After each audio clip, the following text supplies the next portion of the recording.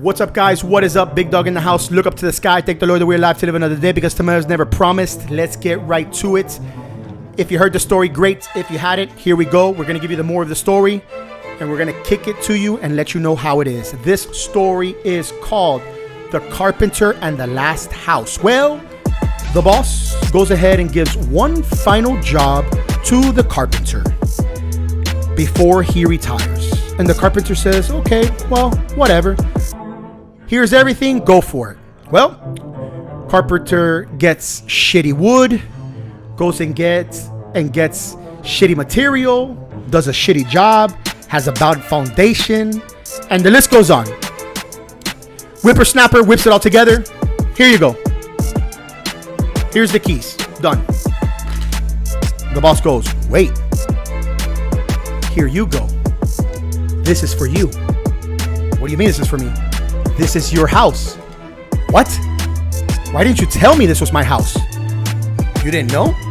I didn't know anything. I would have done a better job. That's where it's at right there.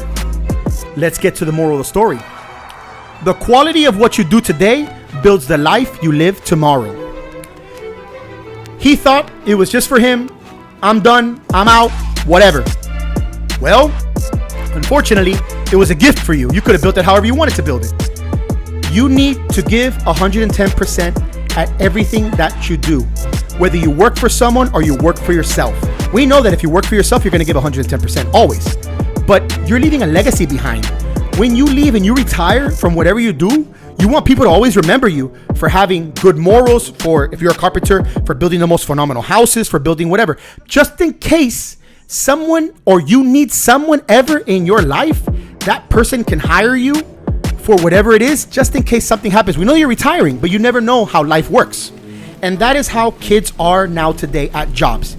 They never give 110%. They always give 10% because they don't care, because it's not theirs. They're only there for a check. They're only there for themselves. That's all they're there for. But now, flip the tables. They get older, they go ahead, they come up with an idea, they go ahead and open up a business, and then everything is like karma. It comes right back around and bites you in the ass. Now it happens to them. They go ahead and they ask themselves, why is this happening to me? Well, you used to do it.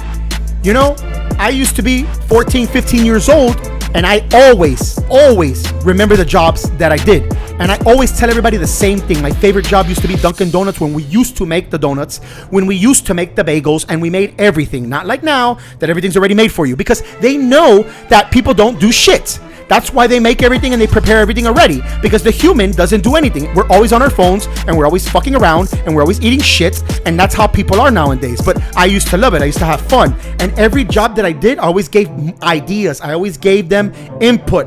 Everywhere I went, I always told them, we could do it this way, we can do it that way, and they would acknowledge and they would do it. And that's where I stand today as my own business owner for the last 20 plus years that I've been the owner and in charge of myself. So I'm gonna run my business my way, but I see it with everyone every day. Whenever you start working or whatever you start doing, take full capacity and give 110%. Do everything.